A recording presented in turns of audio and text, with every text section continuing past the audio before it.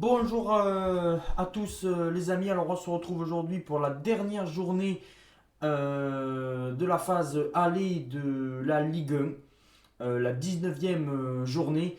La petite parenthèse, j'ai eu 7 bons pronostics sur 10 en Coupe de France. Et là, pour cette dernière journée, on va essayer d'avoir pourquoi pas un 7 sur 10, voire un peu plus lors de cette dernière journée de Ligue 1 avec pas mal de matchs. Tous les matchs qui vont se dérouler mercredi soir à 21 h.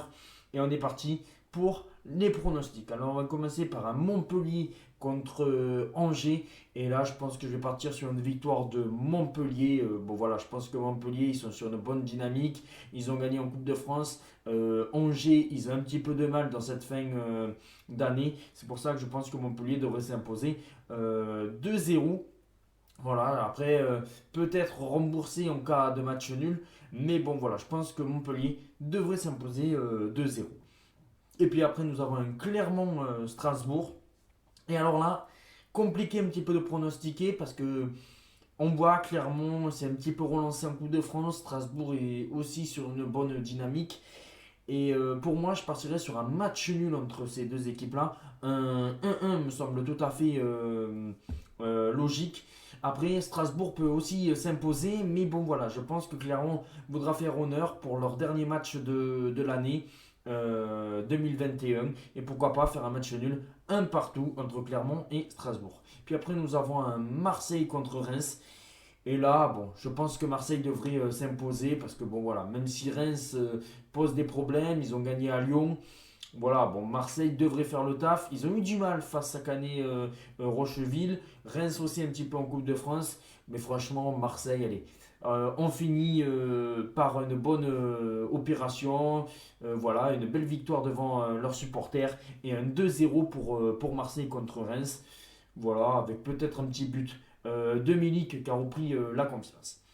Puis après, nous avons un Lorient-Paris Saint-Germain. Et ben là, je vois pas.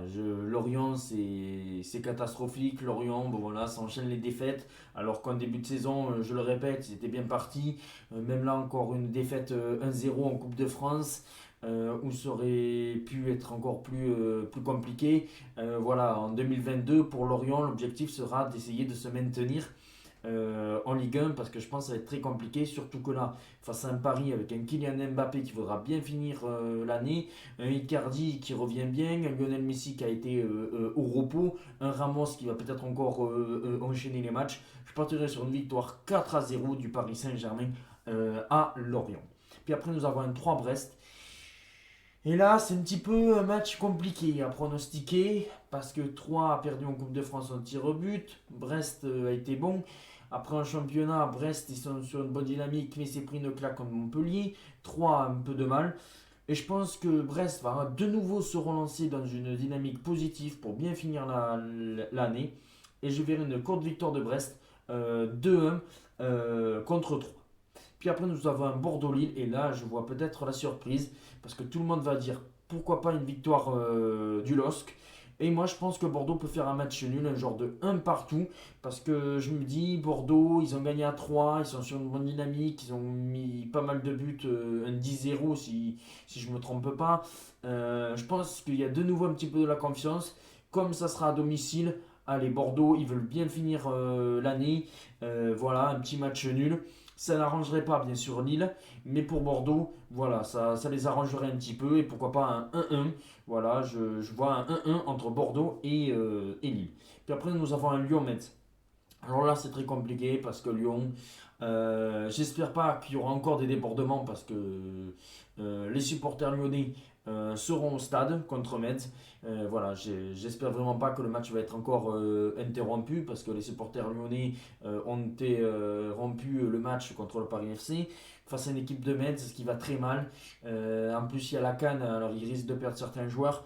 Et là, je pense que Lyon peut enfin bien finir l'année devant leurs supporters. Et un 3-1 pour l'Olympique lyonnais. Puis après, là, nous avons un choc. Monaco-Rennes. Et là, je partirai sur un match nul. Parce que je pourrais dire peut-être Rennes. Mais moi, je tenterai la double chance Monaco ou nul. Et si j'ai un score à mettre, un 2-2 parce que je pense qu'il peut avoir du spectacle, pas mal de buts dans ce match-là et un 2 partout. Puis après, nous avons un Saint-Étienne-Nantes. Et là, je partirai soit sur un match nul ou une courte victoire de Nantes. Et je vais partir sur une victoire de Nantes 2-1 à Saint-Etienne parce que je pense que Saint-Etienne c'est encore trop simple. Voilà, ils ont gagné difficilement en Coupe de France. Je pense que la patte Pascal Duprat va prendre du temps. Mais voilà, peut-être que voilà, pendant Noël, il faudra travailler. Mais je pense que ça va prendre du temps avant que Saint-Etienne renoue avec une victoire. Et je pense que Saint-Etienne va finir la saison à une 20e place. Parce que je pense que Nantes va s'imposer 2. Et puis après, nous avons un Nice-Lens. Et là, je dirais une victoire de Nice 2-1. Même si Lens a gagné la Coupe de France. Ils ont un peu plus de mal en Ligue 1, même s'ils enchaînent quelques matchs nuls, quelques défaites. Nice, c'est un peu les montagnes russes.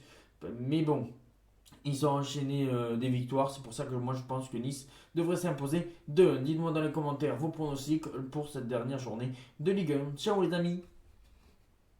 Et aussi, de joyeuses fêtes.